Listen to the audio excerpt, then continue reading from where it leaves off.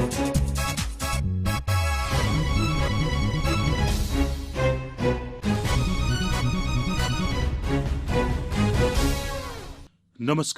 हमारे साप्ताहिक कार्यक्रम समाचार दर्शन में आपका स्वागत है। मैं हूं राशिद अहमद खान। आज के इस अंक में सुनेंगे विभिन्न जिलों की गतिविधियों पर विशेष रिपोर्ट। शुरुआत करते हैं इस अंक की।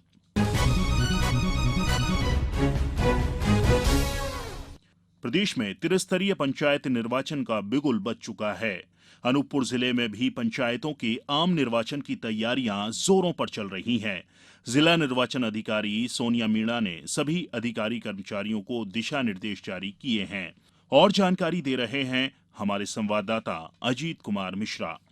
प्रदेश के साथ साथ अनूपपुर जिले में भी त्रिस्तरीय पंचायतों के आम निर्वाचन 2021-22 की तैयारियां जोरों पर चल रही हैं। जिला निर्वाचन अधिकारी सोनिया मीणा ने सभी अधिकारी कर्मचारियों को दिशा निर्देश जारी किए हैं। कई स्तरों पर त्रिस्तरीय पंचायत चुनाव की तैयारियां जिले में चल रही हैं। इसके लिए ग्राम पंचायतों में मतदाता जागरूकता अभियान चलाया जा रहा है।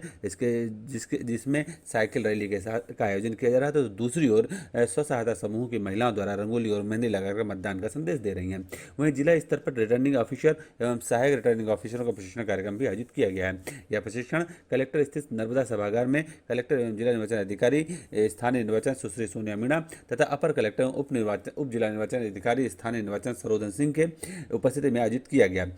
इस निर्वाचन में भारी मात्रा में वाहनों की जरूरत होगी। इसके लिए जिला परिवहन अधिकारी अनूपपुर ने बस एसोसिएशन जिला अनूपपुर के अध्यक्ष को निर्देशित किया है कि निर्वाचन के कर्मचारियों को लाने ले जाने हेतु बसों की आवश्यकता होगी। इसलिए सभी वाहन स्वामियों को सूचित किया जाकर चुनाव पूर्व समस्त वाहनों के दस्तावेज पूर्ण करावे एवं जिन वाहनों में मरम्मत की आवश्यकता है उन्हें निर्वाचन पूर्व ही मरम्मत कराया जाना सुनिश्चित करें। इससे चुनाव प्रक्रिया में अधिकृत वाहनों को इस नियत स्थान पर समय पर लाया जा सके। अनूपपुर जिले में इस बार दूसरे और तीसरे चरण में चुनाव संपन्न होंगे। अनूपपुर जिले में दूसरे चरण में 28 जनवरी को मतदान होगा, तो तीसरे चरण में 16 फरवरी को मतदान होगा। प्रादेशिक समाचार दर्शन के लिए अनूपपुर से मैं अजीत मिश्रा। भिंड जिले में भी त्रिस्तरीय पंचायतों के निर्वाचन की प्रशासनिक तैयारियां जारी हैं। और बेहतर जानकारी दे रहे हैं हमारे संवाददाता अनिल शर्मा। भिंड जिले में भी राज्य निर्वाचन आयुक्त की त्रिस्तरीय पंचायतों के आम निर्वाचन कार्यक्रम घोषणा होते ही ग्रामीण क्षेत्रों में आदर्श आचरण संहिता प्रभावशील हो गई है, जो कि परिणाम घोषित होने तक प्रभावशील रहेगी। आदर्श आचरण संहिता के प्रावधान राजनीतिक दलों, अभ्यर्थियों, शासकीय विभागों एवं कर्मियों तथा त्रिस्तरीय पंचायतों के पदाधिकारियों एवं कर्मचारियों पर लागू होंगे। यद्यपि पंचायत निर्वाचन गैर दलीय आधार पर हो रहे हैं, परंतु आचार संहिता के प्रावधान राजनीतिक दलों पर भी समान रूप से लागू रहेंगे। मतदान 3 चरणों में 6 जनवरी, 28 जनवरी और 16 फरवरी 2022 में होंगे। निर्वाचन की सूचना का प्रकाशन तथा नाम निर्देशन पत्र प्राप्त करने का कार्य प्रथम और द्वितीय चरण के लिए 13 दिसंबर और तृतीय चरण के लिए 30 दिसंबर को शुरू होगा। कलेक्टर एवं जिला निर्वाचन अधिकारी डॉक्टर सतीश कुमार एस ने कहा है कि निर्वाचन की घोषणा होते ही ग्रामीण क्षेत्रों में आदर्श आचार संहिता प्रभावशील हो गई है, जो कि परिणाम घोषित होने तक प्रभावशील रहेगी।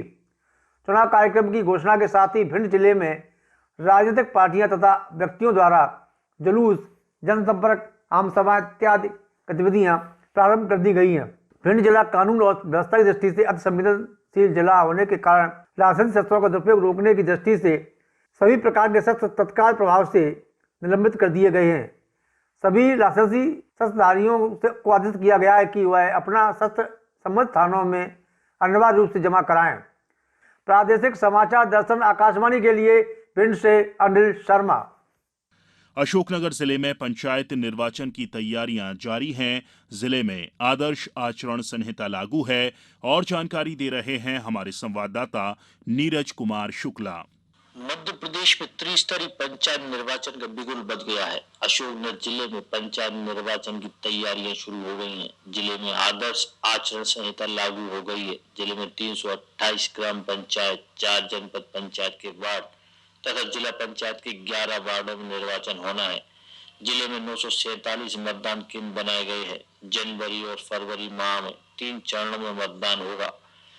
जिला निर्वाचन अधिकारी उमा महेश्वरी ने बताया कि कोरोना संक्रमण से बचाव को लेकर मतदान में एहतियात बरती जाएगी। मतदान कर्मियों का प्रशिक्षण 13 दिसंबर से जिले की चारों विकास खंडों में प्रारंभ होगा। मतदान कर्मियों को भी कोरोना गाइडलाइन का पालन करते हुए प्रशिक्षण लेने के निर्देश दिए गए हैं। मतदान केंद्र पर मतदान दलों और मतदाताओं को उससे बचाने के लिए जरूरी उपाय किए जा रहे हैं। कोविड संक्रमण से बचाव के लिए मतदान दलों के सदस्यों को मतदान किट के साथ कोरोना किट भी मुहैया कराई जाएगी, जिसमें mask, face shield, gloves, sanitiser दिया जाएगा। मतदाताओं के मतदान केंद्र में प्रवेश के पहले हाथ धोने के लिए साबुन, पानी तथा सैनिटाइजर की व्यवस्था होगी। मतदान के दौरान प्रयोग के लिए ग्लव्स प्रदान किए जाएंगे। वहीं कोविड संक्रमित मतदाता मतदान के अंतिम घंटों में स्वास्थ्य विभाग के अधिकारी कर्मचारियों की निगरानी में मतदान कर सकेंगे। कोविड संक्रमण से सुरक्षा के लिए जिले में मुख्य चिकित्सा एवं स्वास्थ्य अधिकारी से भी सलाह ली जा रही है। मतदान केंद्र के बाहर फिजिकल डिस्टेंसिंग का पालन करते हुए गोले बनाए जाएंगे, जिसमें मतदाता निर्धारित दूरी का पालन करते हुए कतार में लगकर मतदान कर सकेंगे। मतदाताओं को कोरोना गाइडलाइन के तहत मास्क का उपयोग करते हुए मतदान करने की समझाइश दी जा रही है। कोरोना संक्रमण से बचाव करना भी प्राथमिकता में है। जिला निर्वाचन का अमला बड़ी मुस्तैदी के साथ इसे अमल करेगा। समाचार दर्शन के लिए अशोकनगर से डॉक्टर नीरज शुक्ला की रिपोर्ट। कोरोना की संभावित तीसरी लहर को ध्यान में रखते हुए आगरमालवा जिले में प्रशासन द्वारा विभिन्न तैयारियां की जा रही हैं। कलेक्टर ने जिला चिकित्सालय का औचक निरीक्षण कर विभिन्न दिशा निर्देश दिए। इस बारे में अधिक जानकारी दे रहे हैं हमारे आगरमालवा संवाददाता महेश शर्मा। कोरोना संक्रमण की संभावित तीसरी लहर एवं कोरोना के नए वेरिएंट ओमिक्रॉन को ध्यान में रखते हुए इससे निपटने के लिए आगरमालवा जिला प्रशासन सक्रिय हो गया है। जिला चिकित्सालय में उपचार के लिए आने वाले मरीजों को अच्छा उपचार मिले तथा उन्हें उपचार को लेकर परेशान नहीं होना पड़े, इसके लिए सभी व्यवस्थाएं की जा रही है। पिछले दिनों कलेक्टर अवधेश शर्मा ने जिला चिकित्सालय का औचक निरीक्षण कर संबंधितों को निर्देश दिए कि जिले में कोरोना को लेकर पूर्ण सतर्कता एवं सावधानी बरतें, संसाधनों की पुख्ता व्यवस्था रखी जाए। कलेक्टर ने जिला अस्पताल में नवनिर्मित oxygen plant, CT scan machine व जनरेटर का भी जायजा लेते हुए पैनल रूम में पदस्थ टेक्नीशियन एवं सुपरवाइजर से जानकारी प्राप्त कर विस्तृत चर्चा की तथा संबंधितों को आवश्यक व्यवस्था दुरुस्त रखने के निर्देश दिए। कलेक्टर ने मुख्य चिकित्सा एवं स्वास्थ्य अधिकारी को निर्देश दिए कि सभी चिकित्सक अस्पताल में निर्धारित समय पर उपस्थित होकर मरीजों को सेवाएं प्रदान करें तथा मरीजों के प्रति अच्छा व्यवहार रखें। जिला चिकित्सालय में पर्याप्त बेड एवं दवाइयों की उपलब्धता बनाए रखें। कोविड अनुकूल व्यवहार का पालन हो तथा सभी लोगों से मास्क का उपयोग करवाएं व कोविड के प्रति सभी को जागरूक करें। उन्होंने कहा कि आपातकालीन स्थिति से निपटने के लिए अस्पताल में पुख्ता व्यवस्था रखी जाए। प्रादेशिक समाचार दर्शन के लिए आगरमालवा से मैं महेश शर्मा। बैतूल जिला मुख्यालय में अमेरिकन इंडिया फाउंडेशन द्वारा जिला अस्पताल परिसर में बनाए गए 50 बेड के पोर्टेबल हेल्थ केयर यूनिट का शुभारंभ पिछले दिनों मुख्यमंत्री शिवराज सिंह चौहान द्वारा किया गया। पेश है हमारे संवाददाता मयंक भार्गव की ये रिपोर्ट। बैतूल जिला मुख्यालय में अमेरिकन इंडियन फाउंडेशन द्वारा जिला अस्पताल परिसर में बनाए गए 50 बेड के पोर्टेबल हेल्थ केयर यूनिट का शुभारंभ मुख्यमंत्री शिवराज सिंह चौहान ने किया। कोविड गाइडलाइन के चलते मुख्यमंत्री ने भोपाल से ही इसका वर्चुअल शुभारंभ किया। जिला अस्पताल परिसर में अमेरिकन इंडिया फाउंडेशन द्वारा कोविड की दूसरी लहर के दौरान 50 बेड का पोर्टेबल अस्पताल बनाने की अनुमति दी गई थी। यह अस्पताल 2 बैलून में बनाया गया है। पोर्टेबल अस्पताल के यूनिट इंचार्ज रूपेश चौरासे ने बताया कि 50 बेड के इस अस्पताल में 8 आईसीयू बेड, 13 ऑक्सीजन बेड और 27 जनरल बेड हैं। यह हॉस्पिटल पूर्णतः वातानुकूलित है। मूलतः अस्पताल का निर्माण कोविड मरीजों के लिए किया गया है, लेकिन कोविड मरीज नहीं होने पर इसका उपयोग दूसरे मरीजों को रखने के लिए भी किया जा सकता है। CMHO doctor A K. तिवारी ने बताया कि इस बैलून अस्पताल में मरीजों के लिए समस्त सुविधाएं उपलब्ध कराई गई हैं। विशेष तौर पर कोविड परिस्थितियों को देखकर बनाए गए इस अस्पताल में सामान्य दिनों में आम मरीजों को भी सुविधाएं उपलब्ध कराई जाएंगी। प्रादेशिक समाचार दर्शन के लिए बैतूल से मयंक भार्गव। अफ्रीकी और यूरोपीय देशों में पाए गए कोरोना वायरस के नए वेरिएंट की वजह से तीसरी लहर आने की जताई जा रही संभावनाओं को देखते हुए बालाघाट कलेक्टर डॉक्टर गिरीश कुमार मिश्रा ने जिले की जनता से सभी जरूरी सावधानियां बरतने का आग्रह किया है। हमारे संवाददाता श्रीनिवास चौधरी को मुख्य चिकित्सा एवं स्वास्थ्य अधिकारी डॉक्टर मनोज पांडे ने बताया कि कोरोना संक्रमण को रोकने के लिए विदेश से आने वाले प्रत्येक व्यक्ति को आरटी-पीसीआर टेस्ट कराना अनिवार्य है। इसके साथ ही विदेश से आने वाले व्यक्ति को 7 दिन क्वारंटाइन भी रहना होगा। जी हाँ, अभी इसके लिए हम लोगों ने तो प्रारंभिक तैयारी ये की है कि हमने सैंपलिंग जो है वो काफी बढ़ा दी है और हम लगभग 1000 सैंपल रोज यहाँ से हम ICMR जबलपुर भेज रहे हैं। तो ज्यादातर मात्रा में सैंपलिंग होने से क्या है, जो सस्पेक्ट है वो हमारे पकड़ में आ जाएंगे।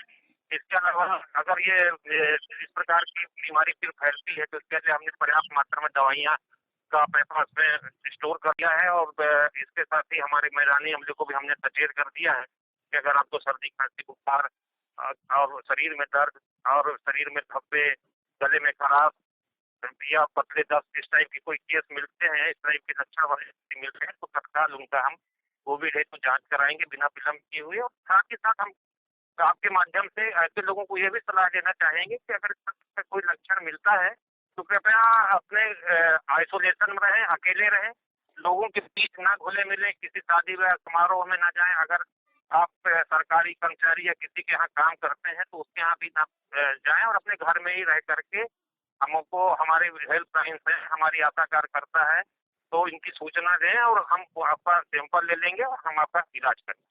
तो इस तरीके से अगर कोई संभावित व्यक्ति भी होगा तो वो समाज में नहीं आएगा। तो ये है कि अगर वो संभावित व्यक्ति जो कि हो सकता है कि कोरोना का शिकार हो गया हो जाने अनजाने में, तो वो लोगों को संक्रमित नहीं कर पाएगा। इसके अतिरिक्त हमने अस्पतालों में पर्याप्त मात्रा में ऑक्सीजन बेड की व्यवस्था करके रखी हुई है और बच्चों के हिसाब से भी हमारे PICU जो है, और हमको लगभग 7-8 दिन में हैंड ओवर हो जाएगा। एक दूसरा ICU और हमको मिल जाएगा, ये भी लगभग 7-8 दिन में बन जाएगा। इस प्रकार से अब हमारे यहाँ पे 30 बेड का ICU हो जाएगा। इसके साथ में हमने कई ऑक्सीजन प्लांट हमने लगाई है। लांजी में हमारे पास में ऑक्सीजन प्लांट है, बालाघाट में हमारे पास में ऑक्सीजन प्लांट है, वाराणसी में ऑक्सीजन प्लांट है और निकट भविष्य में हम बैहर और लांजी में भी ऑक्सीजन प्लांट माननीय विधायकों के माध्यम से लगवाने जा रहे हैं। इसके साथ ही साथ हमारे पास में कंसंट्रेटर है पर्याप्त मात्रा में, लगभग पूरे जिले में 4 ऑक्सीजन कंसंट्रेटर है और इसके साथ में हमारे यहाँ पर ऑक्सीजन सिलेंडर्स हैं और कुछ और लगभग अभी हर CSC में हमने सेंट्रल लाइन ऑक्सीजन बेड भी बना लिए। स्वच्छ भारत अभियान के तहत छिंदवाड़ा शहर की सफाई व्यवस्था को दुरुस्त करने के लिए नगर निगम नया प्रयोग करने जा रहा है। क्या है यह प्रयोग, बता रहे हैं हमारे संवाददाता राकेश प्रजापति। स्वच्छ भारत अभियान के तहत शहर की सफाई व्यवस्था को दुरुस्त करने के लिए नगर निगम एक नया प्रयोग करने जा रहा है। 5 वार्ड मॉडल वार्ड के रूप में चयनित किए गए हैं। इन वार्डों के घरों में QR कोड लिखे जाएंगे। यदि गाड़ियां डोर टू डोर कचरा कलेक्शन में लापरवाही बरतती है तो फिर उस वाहन चालक के खिलाफ नगर निगम अधिकारी तुरंत कार्रवाई करेंगे। डोर टू डोर कचरा कलेक्शन को बेहतर बनाने के लिए निगम ने शहर के 5 वार्डों का चयन किया है। यहाँ सभी घरों में QR कोड लगाए जाएंगे। कचरा कलेक्शन पर सीधे निगरानी रखी जाएगी। यदि लगातार 5 घरों के सामने कचरा गाड़ी नहीं रुकती है तो गाड़ियों में लगी GPR किट इन QR कोड को सीधे स्कैन करेंगी। अधिकारियों का मानना है कि इस नई तकनीक से शहर की कचरा व्यवस्था दुरुस्त होगी। कचरा कलेक्शन में जो लापरवाही बरती जा रही है उसमें भी कमी आएगी। इन 5 वार्डों में नई व्यवस्था अगर सफल होती है तो बाकी वार्डों में भी यही व्यवस्था लागू की जाएगी।